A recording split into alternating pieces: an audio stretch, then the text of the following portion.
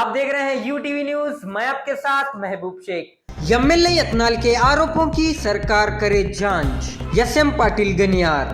पिछले दिनों बीजापुर एमएलए बसनगौड़ा पाटिल यत्नाल द्वारा अपने ही बीजेपी सरकार पर कोरोना के समय 40,000 करोड़ के भ्रष्टाचार का आरोप लगाया था, जिसके चलते आज कांग्रेस प्रवक्ता एसएम पाटिल गनियार के नेतृत्व में एक प्रेस कॉन्फ्रेंस करके एमएलए यत्नाल द्वारा लगाए गए आरोपों की जांच के लिए सरकार से आग्रह किया गया।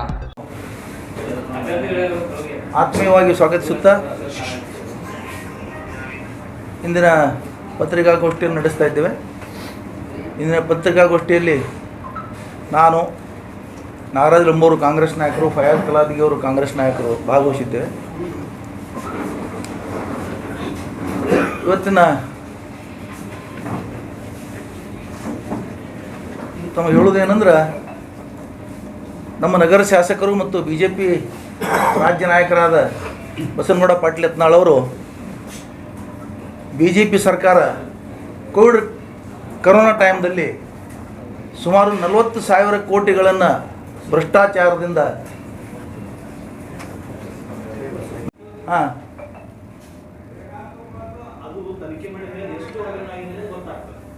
ಅದು ತನಿಖೆ ನಡೆದಿದೆ. ಇದಕ್ಕೊಂದು ವಿಶೇಷ ತನಿಖೆ ಆಗಲಿತ್ತು ನಮ್ಮದು. ಯಾಕಂದ್ರೆ 40,000 ಕೋಟಿ ನಿಖರವಾಗಿ, ಹೆಚ್ಚು ಹೇಳಿಲ್ಲ ಕಡಿಮೆ ಹೇಳಿಲ್ಲ, ಅವರು ನಿಖರವಾಗಿ ಮತ್ತು ದರಪಟ್ಟಿಗಳು ನಿಖರವಾಗಿ ಬಿಡುಗಡೆ ಮಾಡಿದ್ದಾರೆ ಅವರು. ಇದು ಭಾಳ ಮಹತ್ವದ್ದು. ಬಸನಗೌಡರ ಪಾಟೀಲ್ ಹತ್ರ ಏನು ಬಂಡವಾಳ ಇದೆ ವಿಷಯ, ಅದೆಲ್ಲ ಹೊರಗೆ ಬರಲಿ, ತನಿಖೆಗೆ ಇವ್ರಿಗೂ ಒಳಪಡಿಸಲಿ, ಆ ತನಿಖೆ ಒಳಗೆ ಮಾಡಲಿ, ಬೇರೆ ತನಿಖೆ ಮಾಡಲಿ, ಅದರೊಳಗೆ ಇದೂ ಬರಲಿ. ಯಾಕಂದ್ರೆ ಬಸನಗೌಡ ಪಾಟೀಲ್ ಯತ್ನಾಳ್ ಭಾಳ ಒಳ್ಳೆ ಕೆಲಸ ಮಾಡಿದ್ದಾರೆ.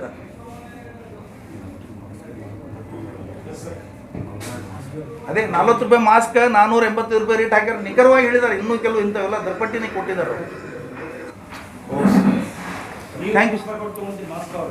ಇದ್ರ ಬಗ್ಗೆ ಕೇಂದ್ರದ ವರಿಷ್ಠರು ಇವತ್ತಿಗೊಂದು ಕ್ರಮ ತಗೊಂಡಿಲ್ಲ ಅಂದ್ರೆ ಇದರೊಳಗೆ ಅವ್ರದ್ದು ಪಾಲಿದೆ. ಬಸನಗೌಡ ಪಾಟೀಲ್ ಯತ್ನಾಳ್ ಅವರು ಮಾತಾಡ್ಬೇಕಾದ್ರೆ ಕೇಂದ್ರದ ಬಿ ಜೆ ಪಿ ನಾಯಕರದ್ದು ಕುಮ್ಮಕ್ಕಿದೆ ಅಂತ ಅನ್ನಿಸ್ತಾ ಇದೆ. ಅದಕ್ಕೆ ಈ ವಿಷಯ ಅಷ್ಟು ಭಾಳ ಈಜಿ ತಗೋಬಾರ್ದು. ಇದ್ರ ಬಗ್ಗೆ ತನಿಖೆ ಆಗಬೇಕು.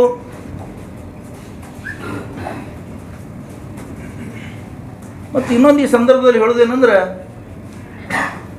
ಬಸನಗೌಡ ಪಾಟೀಲ್ ಯತ್ನಾಳ್ ಅವರು ತಾವು ಎಷ್ಟು ಸ್ವಚ್ಛ ಇದ್ದೀವಿ, ತಾವು ಎಷ್ಟು ಪ್ರಾಮಾಣಿಕರಿದ್ದೀರಿ ಅಂತ ತೋರಿಸ್ಕೊಡ್ಬೇಕಂದ್ರೆ ನಂದು ವಿನಂತಿ ಏನಂದ್ರೆ, ಅವರು ಮೊದಲನೇ ಸಲ ಚುನಾವಣೆ ನಿಂತಾಗ ಏನು ಘೋಷಣೆಯಲ್ಲಿ ಆಸ್ತಿ ಘೋಷಣೆ ಮಾಡಿದ್ರು, ಇವತ್ತೇನು ಘೋಷಣೆ ಮಾಡಿದ್ದಾರೆ ಅದನ್ನು ಬಹಿರಂಗ ಮಾಡಬೇಕು. ಸಿದ್ಧಶ್ರೀ ಬ್ಯಾಂಕ್ನಿಂದ ಏನೇನು ಆಗ್ತಾ ಇದೆ ಅದನ್ನು ಅವರು ಬಹಿರಂಗ ಮಾಡಬೇಕು. ಅಂದರೆ ಜನರು ಅವ್ರ ಬಗ್ಗೆ ಭಾಳ ಗೌರವ ಬರ್ತದೆ. ನಾನು ಅವ್ರಿಗೆ ವಿನಂತಿ ಮಾಡ್ತೇನೆ, ನಾನು ಕಳಂಕರಹಿತವಾಗಿದ್ದೀನಿ ಅಂತ ತೋರಿಸ್ಕೊಡ್ಬೇಕಾದ್ರೆ ಅವರೆಲ್ಲ ಇದು ಮಾಡ್ಬೇಕಾಗ್ತದೆ. ಚಿಂಚೋಳಿಯಲ್ಲಿ ಶುಗರ್ ಫ್ಯಾಕ್ಟ್ರಿ ಕಟ್ಟಲಿಕ್ಕೆ 2,000 ಕೋಟಿ ಎಲ್ಲಿಂದ ಬಂತು? ನೀವೇ ಮಾತ್ರ ಮತ್ತು ಕಾಂಗ್ರೆಸ್ ಬಗ್ಗೆ ಯಾರು ನನಗೆ ಕಾಂಗ್ರೆಸ್ ಪಾರ್ಟಿ ಹೇಳೋದಕ್ಕೆ ನಾ ಮಾತಾಡ್ತೀನಿ. ಎಲ್ಲರೂ ಮಾತಾಡಕ್ಕೆ ಇರೋದಿಲ್ಲ, ಪರವಾಗಿ ಮಾತಾಡ್ತಿರ್ತಾರೆ. ಕಾಂಗ್ರೆಸ್ ಪರವಾಗಿ ತಗೋತಾರೆ, ಕ್ರಮ ತಗೋತ ನಾವು ಬರೇನ್ ಪಡಿಸ್ತಾ ಇದ್ದೀವಿ. ಇದನ್ನ ಜನರಿಗೆ ಬಂದು ಹೇಳ್ತೀವಿ, ಜನರಿಗೆ ಗೊತ್ತಾಗಲ್ಲ ನಮ್ಮ ಉದ್ದೇಶಗಳು ಏನು ಅಂತ. ಕಾಂಗ್ರೆಸ್ ಪಕ್ಷದ ಉದ್ದೇಶಗಳು ಹೇಳ್ತಾ ಇದ್ದೀವಿ. ಕಾಂಗ್ರೆಸ್ ಇತರರು ಕೂಡ ಮಾತಾಡಬೇಕು ಅಂತ ಕೇಳೋ ತಪ್ಪೇನಿಲ್ಲ. ಆಂತರಿಕ ವಿಚಾರ ಹೇಳೋ ಹಂಗಿಲ್ಲ. ನೀವು ಹೌದು, ಭ್ರಷ್ಟಾಚಾರ ವಿಚಾರ ಮಾತಾಡಲಿಲ್ಲ, ಮಾತಾಡಲಿಲ್ಲ. ನಂದೇನು ಕೇಳ್ರಿ, ಅವರು ಕೇಳಿದ ಉತ್ತರ ನಾ ಏನು ಹೇಳ್ತೀವಿ, ಅವರು ಮಾತಾಡ್ತಾರೆ, ನಾನು ಮಾತಾಡ್ತೀನಿ ಅಂತ ಹೇಳಿದೆ ಅಷ್ಟೇ. ಇವರು ಅಲ್ಲಲ್ಲ, ಇವತ್ತು MB ಪಾಟೀಲ್ರು ಔರಂಗಜೇಬ್ ಆಗಲಿಕ್ಕೂ ಸಾಧ್ಯ ಇಲ್ಲ, ಬಸನಗೌಡರು ಟಿಪ್ಪು ಸುಲ್ತಾನ್ ಆಗಲಿಕ್ಕೂ ಸಾಧ್ಯ. ಸಮಯ ಸಂದರ್ಭಕ್ಕೆ ಅನುಸಾರವಾಗಿ ಬಸನಗೌಡರು ಟಿಪ್ಪು ಸುಲ್ತಾನ್ ವೇಷಕ್ಕೆ ಹಾಕ್ಕೊಂಡು ಡ್ರಾಮಾ ಮಾಡಿದ್ದು ನಾವೆಲ್ಲ ನೋಡಿದ್ವಿ. ಆದರೆ ಟಿಪ್ಪು ಸುಲ್ತಾನ್ ಮರ್ಯಾದೆ ಕಡಿಮೆ ಆಗ್ತದೆ ಬಸನಗೌಡರಿಗೆ ಹಂಗೆ ಹೋಲಿಸಿದ್ರೆ. ಒಬ್ಬ ಹುಲಿಯನ್ನು ಒಂದು ಇಲಿಗೆ ಜೋಡಿಸ್ದಂಗೆ ಆಗ್ತದೆ. ಹುಲಿಯನ್ನು ಇಲಿಗೆ ಕಂಪೇರ್ ಮಾಡಬಾರ್ದು ಅಂತ ನಾ ಹೇಳ್ತೇನೆ.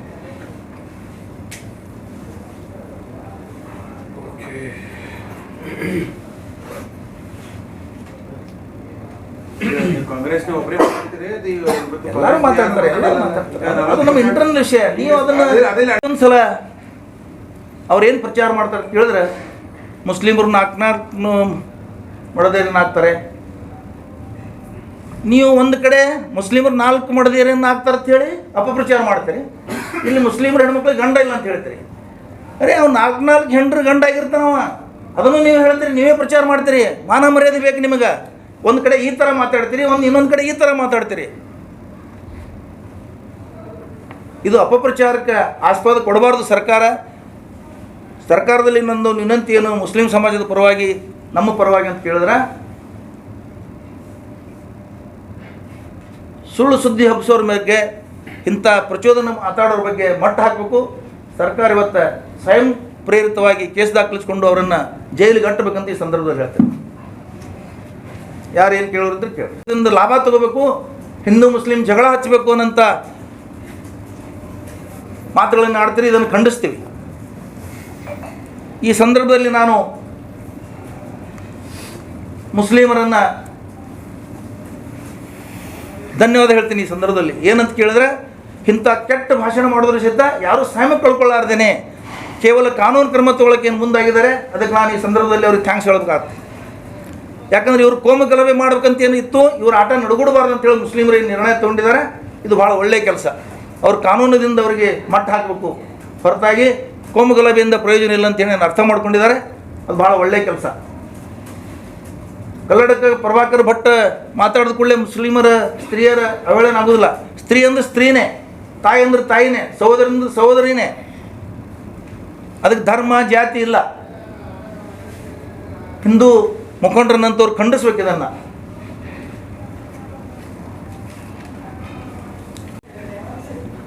ಇದೇ ಬಸನಗೌಡರು ಮೊನ್ನೆ ರೈತರ ಬಗ್ಗೆ ಭಾಳ ಕಾಳಜಿಯಿಂದ ಮಾತಾಡಿದ್ದಾರೆ. ಶಿವಾನಂದ ಪಾಟೀಲ್ ಹಂಗೆ ಮಾತಾಡಿದ್ರು, ಅವ್ರ ಬಗ್ಗೆ ರೈತರ ಕಾಳಜಿ ಇಲ್ಲ, ಇದು ಇಲ್ಲ ಅಂತೇಳಿ. ಭಾರತ ದೇಶದ ರಾಜಧಾನಿಯಲ್ಲಿ, ಇಡೀ ರಾಷ್ಟ್ರದಲ್ಲಿ ರೈತರು 2 ವರ್ಷ ಸಮೀಪ ಹೋರಾಟ ಮಾಡಿದ್ರು.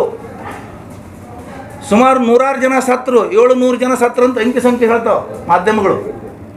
ಅವಾಗ ಎಲ್ಲಿ ಹೋಗಿತ್ತು ನಿಮ್ಮ ಕಾಳಜಿ? ರೈತರ ಬಗ್ಗೆ ಕರಾಳ ಶಾಸನಗಳು ತಂದಿದ್ದೀರಿ, APMC ಕಾಯ್ದೆ ತಂದಿದ್ದೀರಿ, ಭಾರತಕ್ಕೆ ವಿದೇಶಗಳಿಂದ ರೈತರು ಬೆಳೆಂಥ ವಸ್ತುಗಳನ್ನು ಆಮದು ಮಾಡ್ಕೊಳ್ತಾ ಇದ್ದೀರಿ, ಬೆಲೆ ಇಲ್ಲದೆ ರೈತರು ಸಾಯ್ತಾ ಇದ್ದಾರೆ ಇವತ್ತು.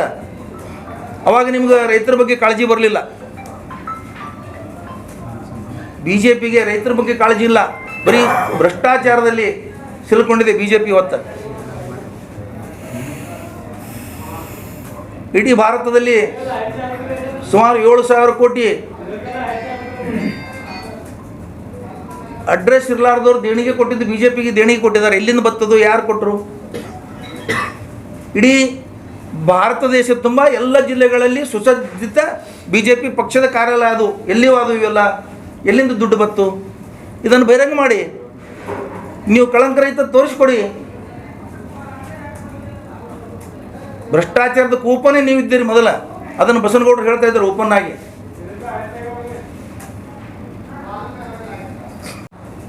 ಕಲ್ಲಡಕ ಪ್ರಭಾಕರ್ ಭಟ್ ಅವರು ಸಿದ್ದರಾಮಯ್ಯನವ್ರ ಬಗ್ಗೆ ದೇಶದ್ರೋಹಿ ಅಂತ ಹೇಳೋದು,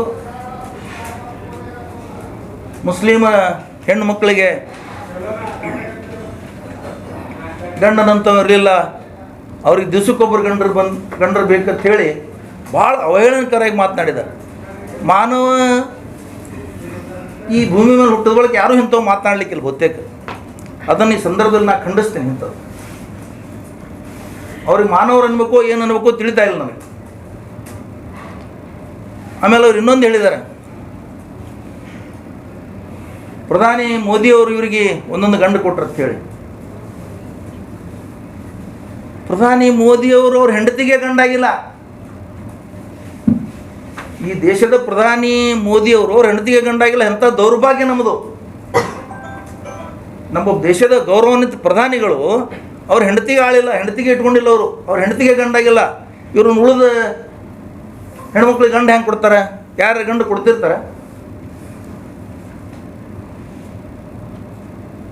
ಆ ಸಂಸ್ಕೃತಿ ಏನಾದರೂ ಕಲ್ಲಡ ಪ್ರಭಾಕರ್ ಭಟ್ ಅವ್ರಿಗೆ ಗೊತ್ತಿದೆಯಾ?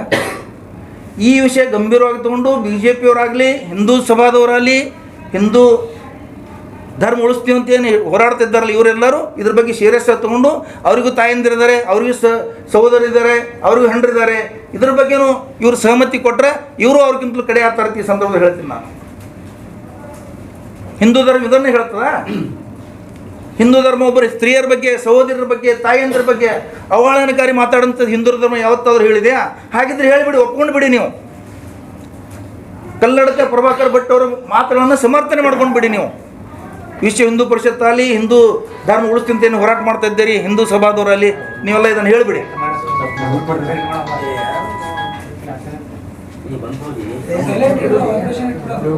ಇವೆಲ್ಲ ಆಧಾರ ರಹಿತ ಭಾಷಣಗಳನ್ನು ಮಾಡಿ ಅದರಲ್ಲಿ ಅದಕ್ಕೆ ಸುಮ್ಮ ಕೂತಿದ್ರಿ.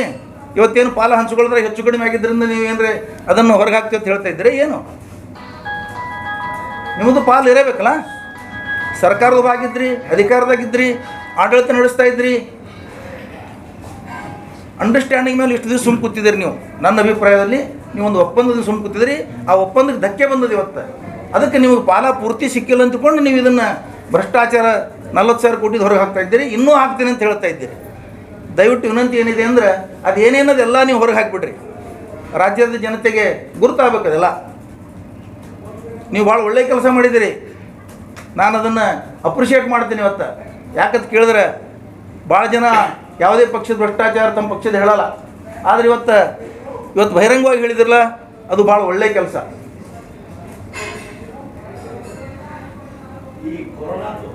ಇದು ಮೌನ ತೋರಿಸಿದಾರಲ್ಲ, ಬಿ ಜೆ ಪಿಯವರು ಇದರಲ್ಲಿ ಪಾಲಿದೆ, ಕೇಂದ್ರದವ್ರದ್ದು ಪಾಲಿದೆ.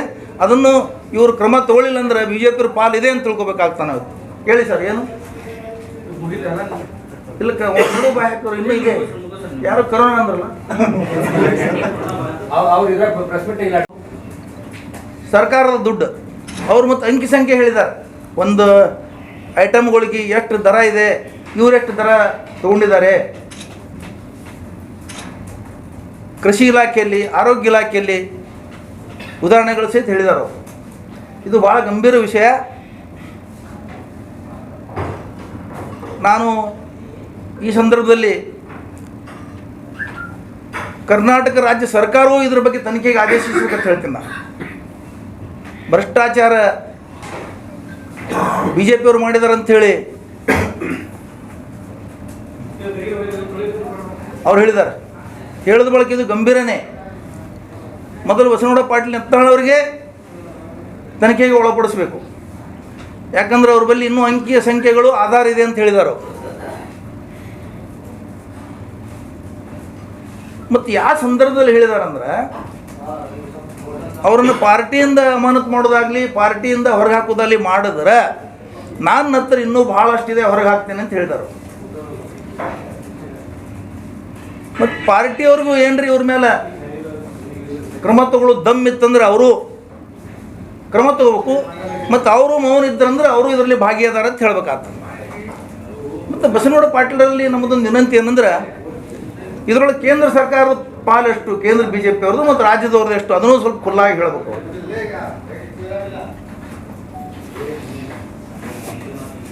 ಯಾಕಂದ್ರೆ ಬಿ ಜೆ ಪಿ ಸತ್ಯ ಹರಿಶ್ಚಂದ್ರನ ಪಕ್ಷ, ಬಿ ಜೆ ಪಿ ಭಾಳ राष्ट्र प्रेम पक्ष आ पक्ष पक्ष। ऐसे ही खबर देखने के लिए UTV न्यूज एक्सप्रेस को लाइक करें, शेयर करें, कमेंट करें और सब्सक्राइब करना ना भूलिए। आपके विचार हमारे लिए बहुत मायने रखते हैं।